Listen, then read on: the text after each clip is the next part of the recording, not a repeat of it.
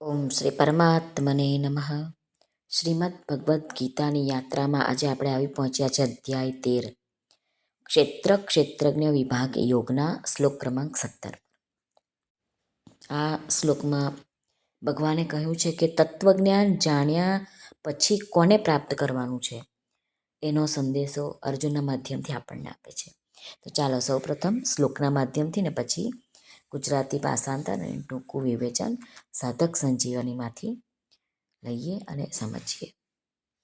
શ્રી ભગવાનુવાચ જ્યોતિષામપી તજ્જ્યોતિસ્તમસઃ પરમુચ્યતે જ્ઞાનૈર્જ્ઞેયૈર્જ્ઞાનગમ્યં હૃદિ સર્વસ્ય વિષ્ઠિતમ. શ્રી ભગવાન અર્જુનને કહે છે એ પરબ્રહ્મ જ્યોતિઓનો પણ જ્યોતિ, એટલે કે જેવી રીતે મહાકાશ અવિભાજિત રૂપે રહેલું હોવા છતાં પણ ઘડાઓમાં જાણે જુદું જુદું હોય એમ દેખાય છે, એ જ રીતે પરમાત્મા સર્વભૂતોમાં એક રૂપે સ્થિત હોવા છતાં પણ જાણે ભિન્ન ભિન્ન હોય એમ જણાય છે. એ પરબ્રહ્મ જ્યોતિઓનો પણ જ્યોતિ તેમજ માયાથી સાવ પર કહેવાય છે. એ પરમાત્મા બોધ સ્વરૂપ જાણવા યોગ્ય તેમજ તત્વજ્ઞાનથી પામવા યોગ્ય છે અને સૌના હૃદયમાં વિશેષ રૂપે રહેલો છે. જ્યોતિષામપી તજ્જ્યોતિષ. સ્વામી રામ સુખદાસજી કહે છે કે જ્યોતિ એટલે શું? પ્રકાશ. પ્રકાશ એટલે જ્ઞાનનું નામ અહીં ભગવાને કહ્યું છે કે પ્રકાશ એમ. અને જેનાથી પ્રકાશ મળે છે એ જ્ઞાન થાય છે. તે બધા જ જ્યોતિ છે. ભૌતિક પદાર્થોમાં સૂર્ય, ચંદ્ર, નક્ષત્ર, તારા, અગ્નિ અને વીજળી આ બધા જ પ્રકાશમાં દેખાય છે. આથી ભૌતિક પદાર્થોની જ્યોતિ સૂર્યચંદ્ર છે. વર્ણનાત્મક અને ધ્વનિની જેમ જે સંભળાય છે, જેનું જ્ઞાન થાય છે તે કાનથી થાય છે. આથી શબ્દની જ્યોતિ એટલે કે પ્રકાશક કાન છે. ગરમ, ટાળું, કઠોર, કોમળ આ બધું સ્પર્શનું જ્ઞાન ત્વચાથી થાય છે. આથી સ્પર્શની જ્યોતિ એ ત્વચા છે. સફેદ, ભૂરો, લીલો, પીળો રંગ આપણને દેખાય છે એ આંખના માધ્યમથી દેખાય છે. આથી રૂપની જ્યોતિ એટલે કે પ્રકાશક એ નેત્ર છે, આંખ છે. ખાટા, મીઠા, ખારા, તુરા બધા પદાર્થો છે તેનું જ્ઞાન જીભથી થાય છે. આથી રસની જ્યોતિ એટલે પ્રકાશક જીભ છે. સુગંધ, દુર્ગંધનું જ્ઞાન નાકથી થાય છે. આથી ગંધની જ્યોતિ એટલે કે પ્રકાશક નાક છે. આ પાંચેય ઇન્દ્રિયોથી શબ્દ, સ્પર્શ, રૂપ, રસ અને ગંધ આ વિષયોનું જ્ઞાન ત્યારે જ થાય છે જ્યારે ઇન્દ્રિયોની સાથે મન રહે છે. જો એમની સાથે મન ના રહે તો કોઈ પણ વિષયનું જ્ઞાન થતું નથી. આ બધી ઇન્દ્રિયો ભલે આપણને બહારથી દેખાય, આંખ, નાક, કાન બધું દેખાય પણ કામ કરતી નથી જો મન સાથે ના હોય તો. ને મન સાથે જો બુદ્ધિ ના હોય તો આપણને એનું જ્ઞાન, એ જે વિષય છે એનું સ્પષ્ટ જ્ઞાન થતું નથી. આથી મનની જ્યોતિ એ બુદ્ધિ છે.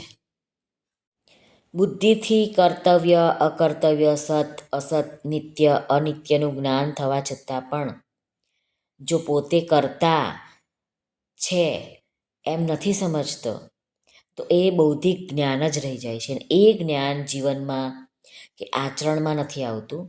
એ વાત સ્વયંમાં ચરિતાર્થ નથી થતી. જે વાત પોતે ચરિતાર્થ કરી દીધી હોય છે તેની કોઈ દિવસ વિસ્મૃતિ એટલે કે ભૂલાઈ નથી જતું એ જ્ઞાન. આથી બુદ્ધિની જ્યોતિ પોતે સ્વયં છે અને સ્વયં એટલે પોતે પરમાત્માનો અંશ છે. પોતાનામાં પરમાત્માથી જ જ્ઞાન આવે છે એટલે પ્રકાશક આપણા પરમાત્મા થયા. આમ બધી જ જ્યોતિઓની જ્યોતિ, પ્રકાશકોના પણ પ્રકાશક પરમાત્મા જ છે. જેમ પરીક્ષા ખંડમાં પરીક્ષાર્થીઓ લાઇનબંધ બેઠા હોય આગળ પાછળની બેન્ચ પર, તો જે આગળ છે એ પરીક્ષાર્થી એને દેખાશે, પરંતુ એની પાછળ હશે તે પરીક્ષાથી એને દેખાય નહીં. પણ સૌથી પાછળ જે પરીક્ષાર્થી બેઠો હોય એને આગળના બધા જ પરીક્ષાર્થીઓ દેખાશે. એમ જ પરમ પ્રકાશક પરમાત્મા મન, બુદ્ધિ, અહંકાર, ઇન્દ્રિયો બધાને જ જુએ છે અને એમને પણ પ્રકાશિત કરે છે. પરંતુ પરમાત્મા પોતે સ્વયં પ્રકાશિત છે અને બધાને એમના દ્વારા જ પ્રકાશ મળે છે, એટલે કે જ્ઞાન મળે છે. તમસઃ પરમુચ્યતે, એ પરમાત્મા અજ્ઞાનથી પણ અત્યંત પર છે. જેવી રીતે સૂર્યમાં અંધારું કદી આવતું જ નથી, એવી જ રીતે એ પરમાત્મામાં અજ્ઞાન કદી આવતું જ નથી. આથી પરમાત્માને અજ્ઞાનથી અત્યંત પર કહેવામાં આવ્યા છે. જ્ઞાનૈ જ્ઞેયૈ જ્ઞાનગમ્યમ, એ પરમાત્મામાં કદી અજ્ઞાન આવતું નથી. એ પોતે જ્ઞાન સ્વરૂપ છે અને એનાથી જ બધાને પ્રકાશ મળે છે. આથી પરમાત્માને જ્ઞાન સ્વરૂપ કહેવામાં આવ્યા છે. એક પરમાત્માને જાણી લીધા પછી બીજું કંઈ જાણવાનું બાકી રહેતું નથી.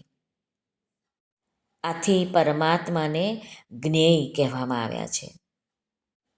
હૃદિ સર્વસ્ય વષ્ઠિતમ, એ પરમાત્મા બધાના હૃદયમાં નિત્ય નિરંતર બિરાજમાન છે.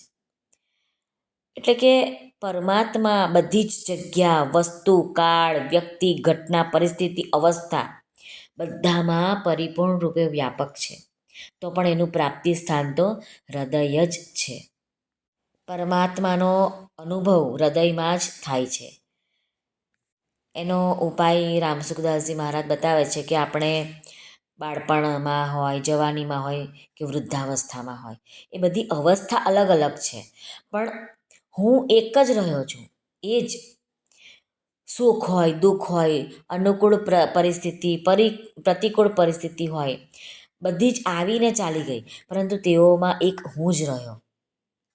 સંયોગ, વિયોગ, અવસ્થાઓ, પરિસ્થિતિઓ જાત જાતના ઉત્પન્ન થયા, પરંતુ એ બધામાં જ એક હું જ રહ્યો. જુદા જુદા નથી થયા આપણે. એવો અનુભવ કરવો. આવું કરવાથી જે બધાના હૃદયમાં બિરાજમાન છે તેનો અનુભવ થઈ જશે, કેમ કે એ સ્વયં પરમાત્માથી અભિન્ન છે. બીજો ઉપાય રામસુખદાસજી બતાવે છે કે જેવી રીતે અત્યંત ભૂખ્યો અને જમવાનું ના મળ્યું હોય અને જે બહુ જ તરસ્યો હોય ને પાણી નથી મળ્યો, તો એવી જ રીતે પરમાત્મા વિના રહી ન શકે. ભૂખ્યો અન્ન વિના ના રહી શકે, તરસ્યો જળ વિના નથી રહી શકતો. એવી જ રીતે આપણે બધા જો પરમાત્મા વગર ના રહી શકીએ, બેચેન થઈ જઈએ, પરમાત્માને પ્રાપ્ત કરવા માટે વ્યાકુળ થઈ જઈએ, તો પોતાના હૃદયમાં એ પરમાત્માનો અનુભવ થશે. આમ રામસુખદાસજી મહારાજ કહે છે.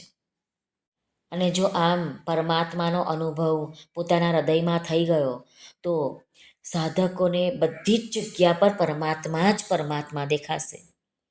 આ જ અનુભવ આપણે કરવાનો છે, આ જ ગ્રહણ કરવાનું છે અને એવી જ રીતે આપણે જીવન જીવવાનું છે. શ્રી કૃષ્ણાર્પણમસ્તુ. સર્વને ભાવથી જય શ્રી કૃષ્ણ. રાધે રાધે. હરિઓમ તત્સત. જય ગુરુદેવ દત્ત. જય સ્વામિનારાયણ. જય માતાજી. નમઃ પાર્વતે પતે. હર હર મહાદેવ હર. સિદ્ધેશ્વર મહાદેવની જય. આજના આનંદની જય.